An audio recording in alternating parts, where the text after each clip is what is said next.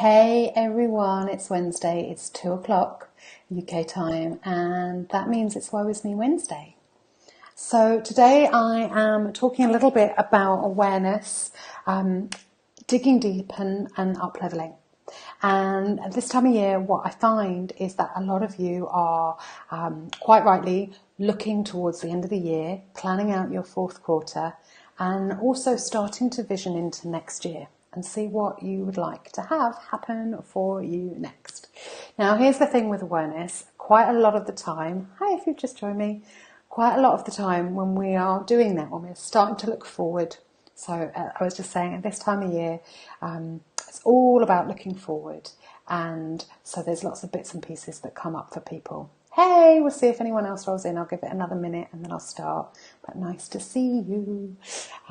So we're talking about visioning, awareness, getting clear on what's next. And at this time of year, we all start looking ahead, visioning out or starting to think about what we want the end of the year or the last quarter of the year to look like for us.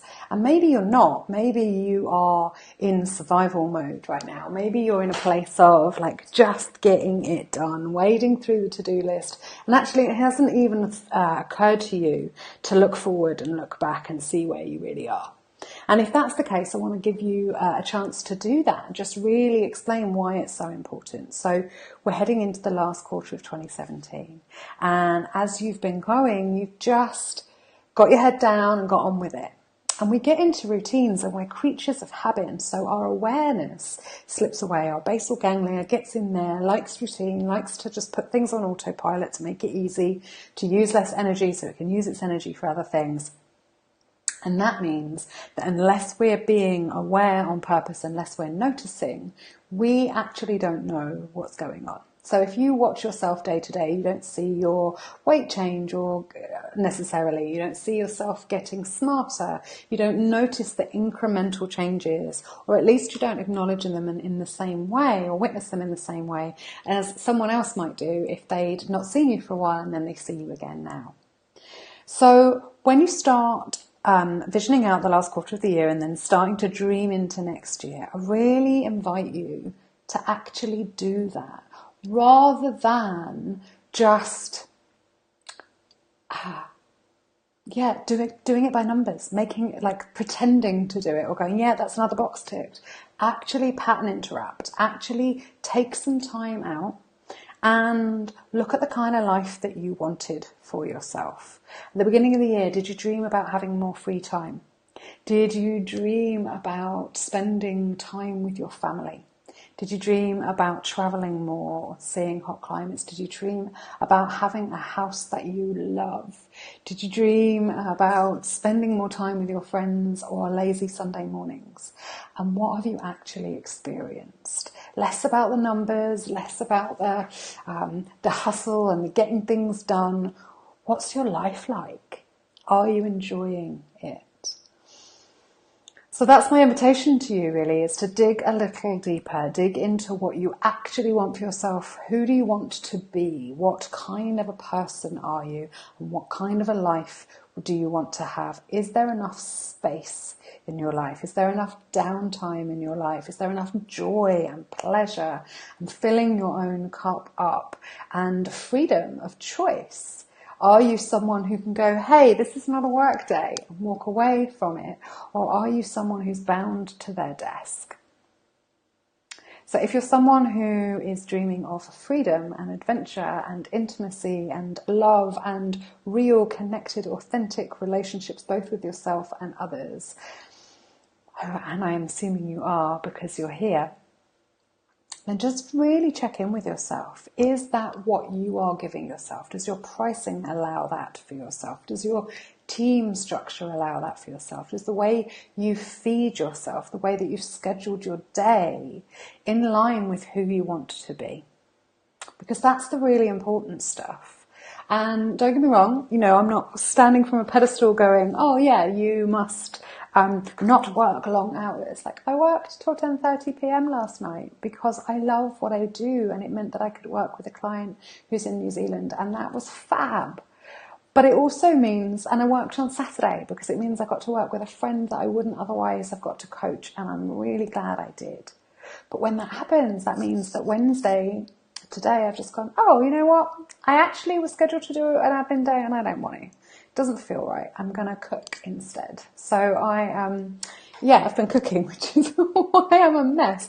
But it's brilliant because it's actually really connecting me back in with what my life is about, what I want my life to be about, which is real food connected to the environment and locally sourced stuff, and making sure that I've got food in my house that nourishes me and that I'm taking care of me and that I'm spending time doing things that I love. And that's not to say that I won't do my accounts, that I won't do my admin. Those things have to happen, but there's just no point in doing them if it's a resentful, if you don't want to. Then you won't get them done. You sit at your desk all day and you won't get those things done, and you won't have played either. So be intentional. Thank you. I'm really happy with my cooking day. It's great. It's the best thing for me today. And you know what? That's sovereignty. Sovereignty is being able to make a choice in the moment and go with it and feel good about the choices. Love your own decisions and your own choices so much that it doesn't matter what anyone else thinks. That you don't need to defend it. You don't need to rationalize it. You might need to explain if you've changed your plans and somebody else is affected. But when you love your own decisions so much, it genuinely doesn't matter what anybody else thinks. And ultimately, the person that you are accountable to is you. And I ask every single one of my clients that when they first start working with me, who are you accountable to? And I think too often we just go, oh, myself. But we're not actually accountable. Are you being impeccable with your word? Are you being accountable to yourself? What kind of a life did you say you wanted to live? And are you living it? Or are you focused on the minutiae, the details, the to-do list, the looking busy, rather than the outcomes, rather than just making choices to do it now? So, a little bit ranty today, but I'm really aware that we're coming towards the end of the year, and that means taking stock. And the energy around us has felt, I don't know about you, but for me, it's felt really heavy the last couple of days. We went into a grand cross yesterday, astrologically, and that means that things are shifting again, things are moving, and our shadows are coming up and they're ready to be looked at. And so for me, what happened yesterday was like, this shadow I have of impatience came up, and I was so irritated and so impatient all day long, and took some action that has resulted in things taking twice as long as if I'd just been a bit patient. So went to put some pictures up on my wall, absolutely knew I needed help, ignored that niggle because I'm too impatient and I want it done now, bashed a bloody great hole in my wall, and have spent at the first thing this morning fillering and sanding and repainting it, the wall, to get it back to where it was so I can start again.